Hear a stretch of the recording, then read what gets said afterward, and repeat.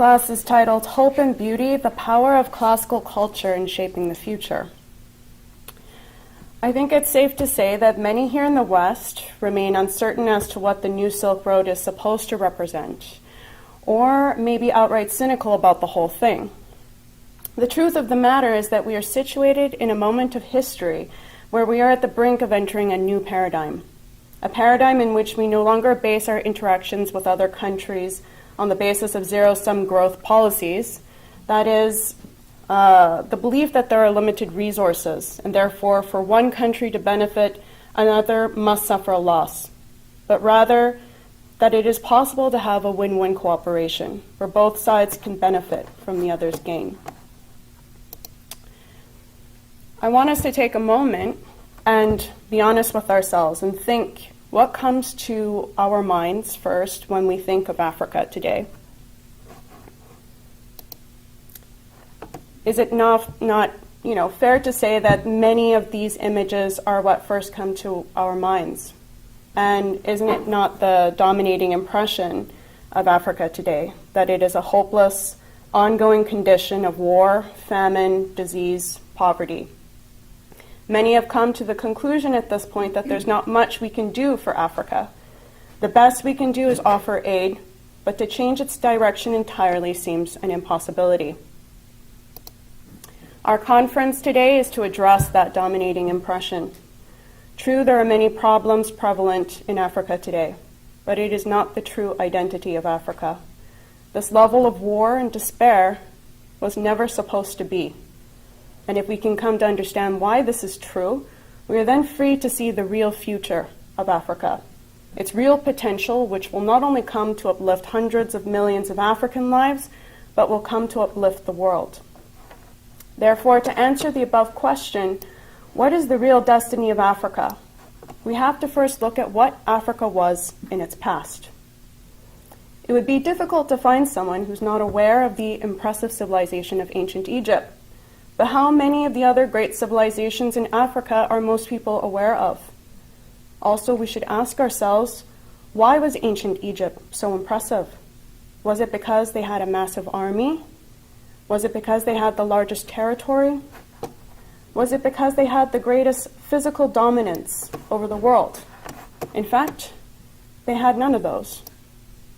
It is rather that they had produced some of the greatest works in science, architecture, and art. Ancient Egypt existed for over 3,000 years as one of the most advanced science centers of the world during its time. Therefore, how do we measure which civilizations were great in the past, which we can then use as the standard to judge the present and the future? The things that tend to stand out the most to us are how big were these cities able to become, that is, how many people were they able to sustain, what scientific discoveries occurred that increased the standard of living of its people, and is it not fair to say, what were its accomplishments in art? Why do you think this is the case? What causes us to be moved by art? What role does art have to play in measuring the greatness of a civilization? Let us move on to a lesser-known example, the Yoruba Kingdom. It is known as far back as the 8th century that a powerful Yoruba Kingdom existed.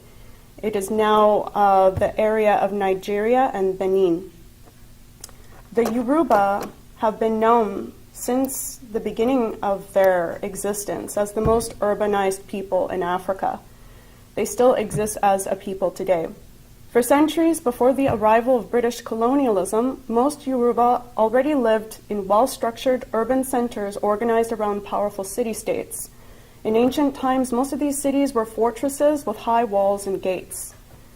Yoruba cities have always been the most populous in Africa, and archaeological findings indicate that Kutunga, the capital of the Yoruba Empire of Oyo at the time between the 12th and 18th century, their peak was between the 15th and 18th century, had a population of over 100,000 people, the largest single population of any African settlement at that time in history.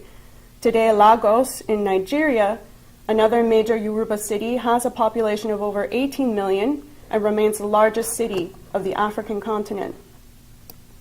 Not much remains of what the ancient cities looked like of the Yoruban people. but what has remained are their works of art. In the period around 1300 AD, a sculptural tradition was developed in terracotta, stone, and copper alloy. It is undeniable that to be able to create such detail not only requires a skill in advanced tool making and a great skill in sculpting, but an ability to encapsulate the spirit of nobility and dignity, meaning the artists themselves must have an understanding of the nature of such things. For in order to portray, one must first be sensitive to it. That such works of art is associated with the most populous region of Africa since the Common Era should cause us to readjust how we look at the sub-Saharan Africa. Yoruban cities were not only the most populated, but from where all evidence points were very advanced in their city planning and were flourishing in the sciences and arts.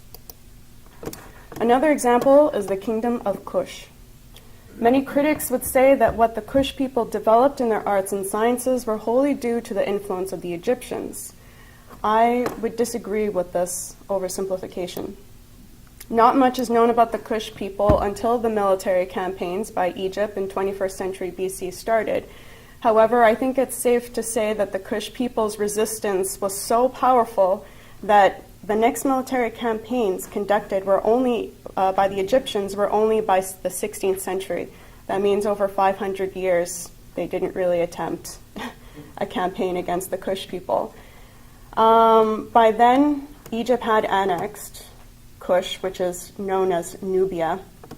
And despite that, the Kush people rebelled for another 220 years, which I can't help but be reminded a little bit of the Irish in their passion. During the New Kingdom era of Egypt, Nubia, despite holding tight to their own identity against the Egyptian occupation, became a key province economically, politically, and spiritually. And by 744 BC, Egypt had become so weak that the Kush people rebelled and were successful in taking it over. They formed the 25th dynasty of Egypt. And I would say that Egypt was on the decline, and when the Kush people took over, it went into an upwards trajectory. This can be seen in the fact that in the Nile Valley was the first widespread construction of pyramids, now known as the Sudan area, since the Middle Kingdom. The Kush people continued to exist until the 4th century AD, but they lost Egypt to the Assyrian Empire. The Assyrians tried to start a 26th dynasty, but failed completely. There are other African civilizations to note, which we don't have time to go over, most notably ancient Carthage, the land of Punt, Empire of Mali, the Empire of Songhai, and others. Do these cultures and civilizations seem like something that was leading towards what Africa has become today? Which depiction is the true Africa? That is the Africa that should be, that should have become. To get us thinking on how to respond to that question, let us look into a present-day African example of something completely different from what most people think they know, the Kinshasa Orchestra. I'll play you a short video.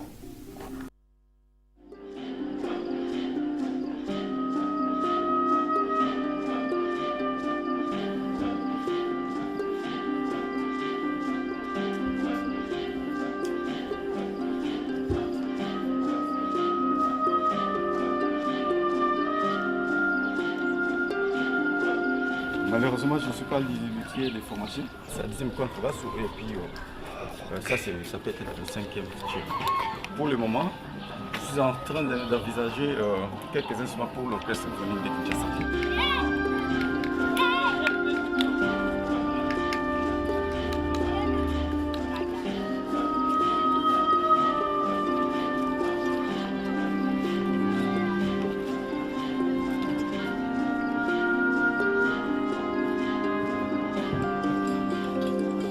La musique, pour moi, c'est prier deuxième fois. Je prie, après prier, je chante.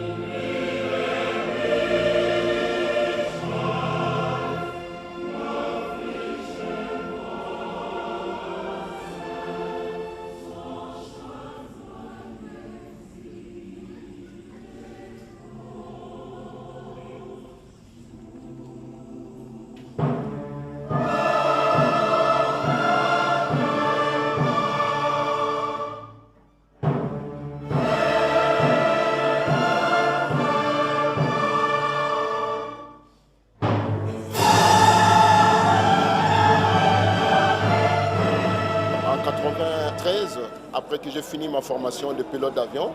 J'étais ici à Kinshasa. C'était une période où j'étais au chômage, malheureusement. C'est ce qui m'a permis à rassembler tous ces mondes et créer l'orchestre symphonique humaniste.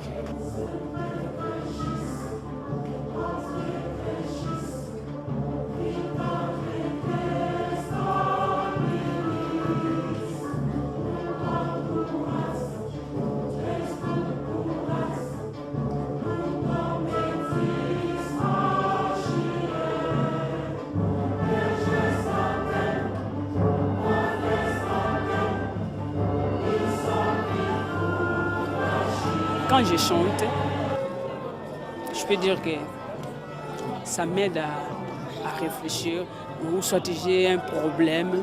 Dès que je suis en train de chanter, j'oublie tout.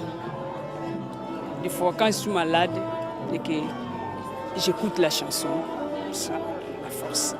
Donc, la musique, ça me donne la force.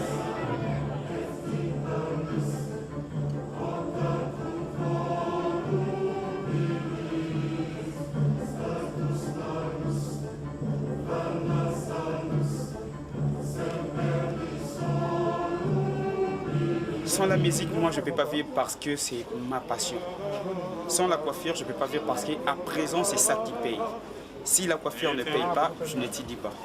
Si la coiffure ne paye pas, je ne saurais pas me déplacer pour aller à la répétition. Donc là, je crève.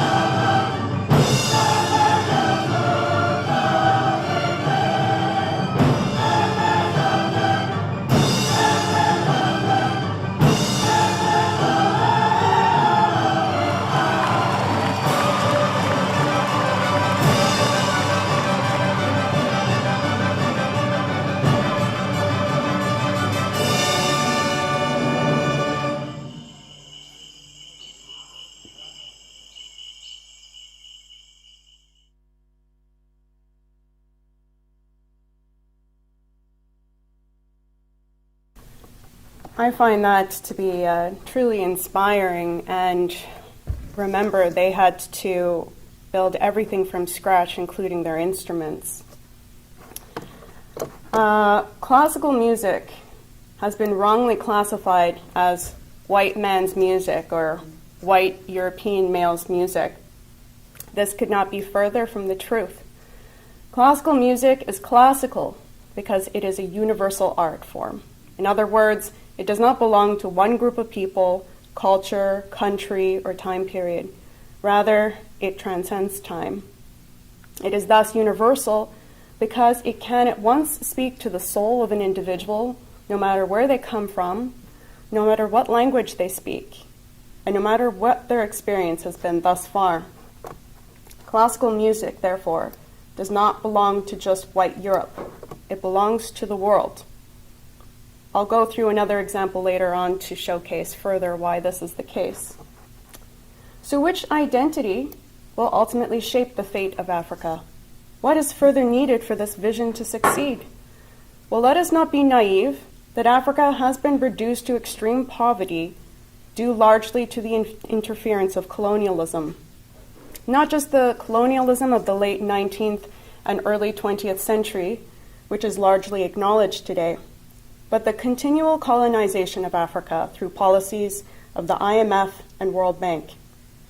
After over 175 years of ongoing imperial rule, even if these policies were to be lifted tomorrow, it would take Africa a very long time to catch up, having been prevented from forming a functional infrastructure base. This is where the importance of the New Silk Road comes in. Before I go further in explaining what the cultural implications are to the New Silk Road, I think it's necessary to discuss first what was the ancient Silk Road. The ancient Silk Road, for those who are not aware, was extremely important since it was the first time ever that the European, Asian, and Northeastern African worlds were connected. Although there were trade routes that pre-exist this, most notably under the Persian Empire, it was really only when China became open to trade that it earned its name and its significance. Before the ancient Silk Roads, China was primarily an introverted economy and produced almost everything for itself. It was closed off to trade with foreign countries. The Chinese Empire had a great distrust of anything foreign to its culture and way of life. However, during the rule of the Han Dynasty under Emperor Wu, 156 to 87 BC was when he lived, trade became officially open between the East and West in 130 BC. It continued until 1453 AD, when it was closed off by the Ottoman Empire. People would travel with camels across these routes and engage in trade, entering regions they had never seen before, interacting with people they knew nothing of beforehand. It was a very rich period of exchanging knowledge and an openness to learn from other cultures. The Silk Road stretched from China through India, Asia Minor, up through Mesopotamia, Egypt, Northern Africa, Greece, Rome, and Britain. Since the closing of these routes in 1453, however, we have largely been closed off from anything that could match this level of cultural exchange. In the early 1400s, Djengha, who was an admiral of the Chinese Navy, led the largest ships and fleet in the world on 7 voyages of exploration to the lands around the Indian Ocean, demonstrating Chinese excellence in shipbuilding and navigation. In Djengha's 7 journeys, the Chinese fleet traveled over 4 times the circumference of the Earth within 28 days. Such an achievement is equivalent to going around the world every 7 years 4 times in a row. That would be a major accomplishment even for today's standards. Djengha's journeys are not only historically interesting because of the knowledge that was required to build such large ships and to last these long voyages, and the ability to navigate through unmapped terrain, but it was remarkable in the sense that there was never an intention to colonize these regions. Instead, the focus was on trading gifts and knowledge. Another more recent example of China's good faith towards Africa is the Tazara rail line. The governments of Tanzania, Zambia, and China built the railway to eliminate landlocked Zambia's economic dependence on Rhodesia, now Zimbabwe, and South Africa, both of which were ruled by white minority governments. The railway provided the only route for bulk trade from Zambia's copper belt to reach the sea without having to transit white-ruled territories. The spirit of Pan-African socialism among the leaders of Tanzania and Zambia and the symbolism of China's support for newly independent African countries gave rise to Tazara's designation as the Great Uhuru Railway, Uhuru being the Swahili word for freedom. The project was built from 1970 to 75 during Mao's reign as a turnkey project. At the time of its completion, 2 years ahead of schedule, the Tazara was the single longest railway in sub-Saharan Africa. Tazara is the largest single foreign aid project undertaken by any country at the time. Initial construction cost of $500 million US, which would be about $3 billion US today. In order to keep the railway running, China decided to waive 50% of its loan-free construction debt in 2011. The Chinese also very much understand the importance of classical culture, especially that of classical music, and the necessity for cultural exchange in order to ensure long-term peace. Western classical music by the 19th century quickly gained popularity and prestige as a symbol of the Western culture of scientific progress and modernization. The rigors of classical training fit the Confucian value of self-cultivation through self-discipline. Confucius believed that the study of music was an indispensable way to train the mind, and consider it more important than mathematics and writing. The great sage said that one is roused by songs, poetry, and perfected by music. Confucianism and classical music both came under severe attack during Mao Zedong's Cultural Revolution, which went from 1966 to 76. The communist government portrayed European music as a bourgeois invention used for counter-revolutionary ends. However, by the 1980s, thanks to the leadership of President Deng Xiaoping, China began to re-embrace Confucianism, and it was then that classical music was also allowed to return. By the early 1990s, the Chinese government was deliberately encouraging the study of music through its education policy, recognizing its importance in developing young minds. Since the removal of the ban on classical music has quickly grown in China, such that many top Western music schools are now being filled with a majority of Chinese student musicians, and Western music professors cannot help but be amazed at the level of passion and discipline the Chinese have towards classical music. Li Deleng is the father of classical music in China. In 1946, he took an assortment of donated musical instruments to the city of Yan'an and became the founder, instructor, and conductor of China's first professional symphony orchestra. In 1953, he went to Moscow to further his studies under the celebrated conductor Nikolai Anosov. He returned to China in 1957 after graduating from the Moscow Conservatory and was the conductor of the China Central Philharmonic Orchestra. What is interesting about Li Deleng, besides the fact that he started the first orchestra in China, is that he managed to survive the Cultural Revolution, for one. Many artists were imprisoned, tortured, and executed during this time. But what is more important is that towards the end of the Cultural Revolution, despite the very strict ban on classical music, Maestro Li bravely presented Beethoven's Fifth Symphony in a concert commemorating the 150th anniversary of Beethoven's death. The event was so powerful that it broke the ban on public performances of Western music and drew worldwide attention, signaled the reemergence of classical music in China. To quote Maestro Li, "People need this product of the West to liberate their cultural thinking from 2,000 years of feudalism." I want us to take a moment and listen to a few minutes of Beethoven's Fifth Symphony.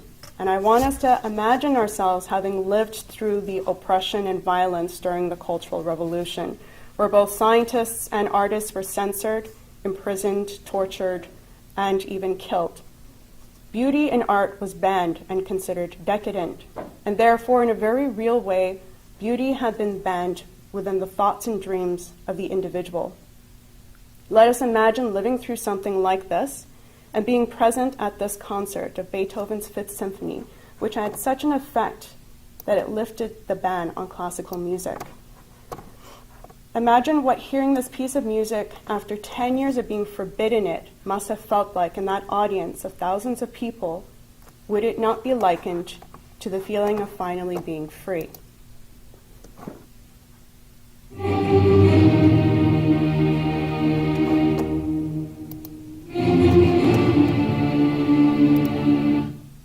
Oh, sorry, I didn't know I was gonna. You can just do F, but full speed. That's okay.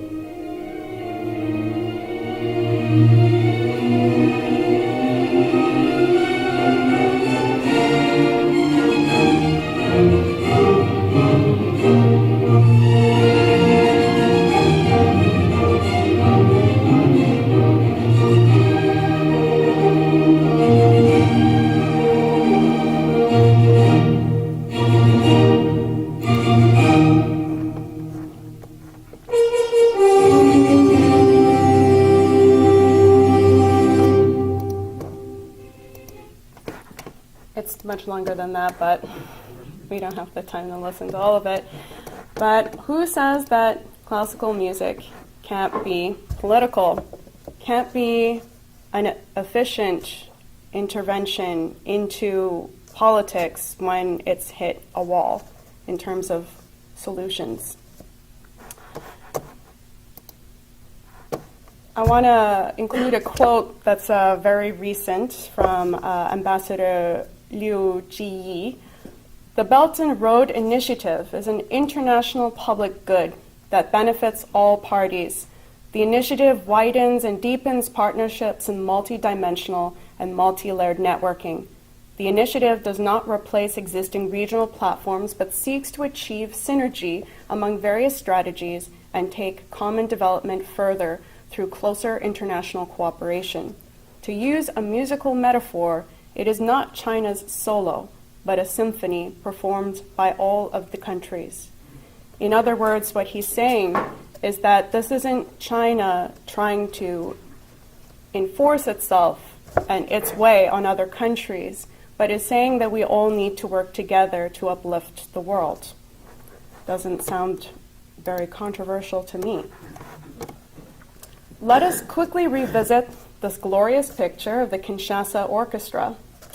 I hope this picture signifies something deeper than at the beginning of this class. For me, it juxtaposes the past with the future in a very striking way. The Kinshasa Orchestra is obviously making a statement here. They refuse to be defined by their post-colonial past any longer, and their vision now lies in the realized potential of their future. In other words, they are free. Classical music is political because it is about the emancipation of the individual, as the Chinese clearly understand today. The New Silk Road is not about providing free aid to Africans, but about freeing them from their economic shackles so that they can fulfill the potential they were destined to fulfill. Let us make that a reality.